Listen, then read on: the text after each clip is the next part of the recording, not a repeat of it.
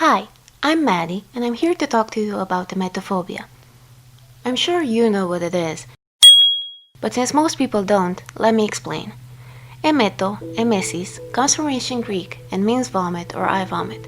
Phobia means fear. Put them together and you get someone who is afraid of vomiting, feeling sick in any way, or being around people who are sick. This is a horrible, life-altering condition that affects more people than you might think.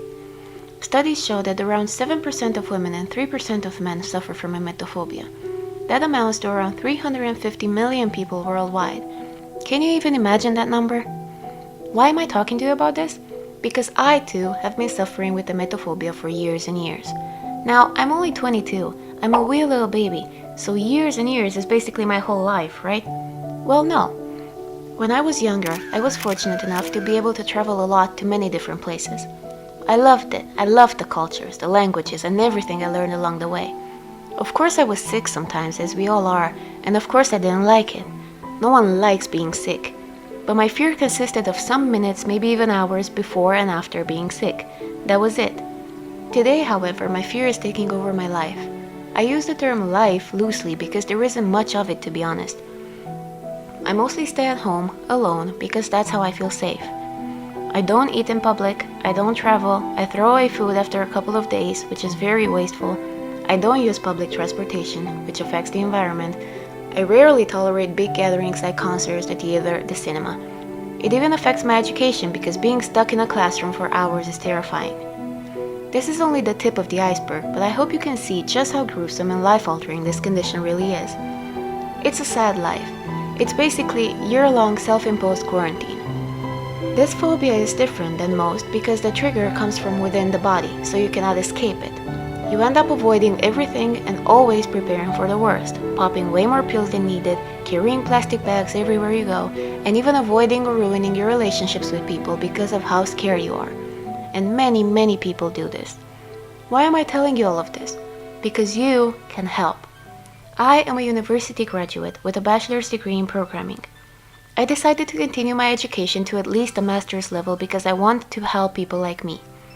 I already developed an application for emetophobia trigger classification that I wrote a scientific article about. I want to take this research even further. How, you ask? Virtual reality. VR is an up-and-coming subject in research. Apart from the entertainment aspect of it, it has been used in therapy, from physical therapy for people with strokes or hurt in accidents, to exposure therapy for people with fear of heights. VR has not really been used in emetophobia before, mostly because most researchers bypass this condition as either something too common and natural to worry about, which it isn't to this degree, or even too uncommon to dedicate time to.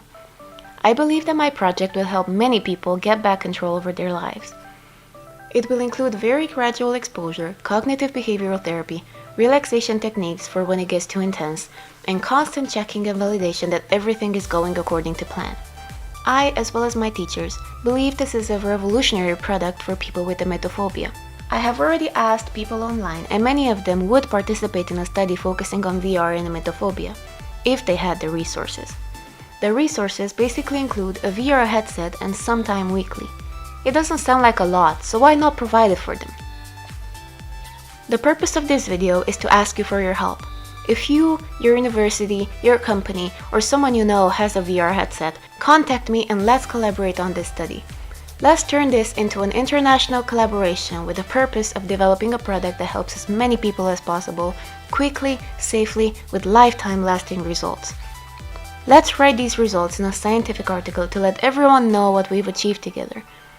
This will be revolutionary. It will improve the life of millions and allow them to achieve their full potential.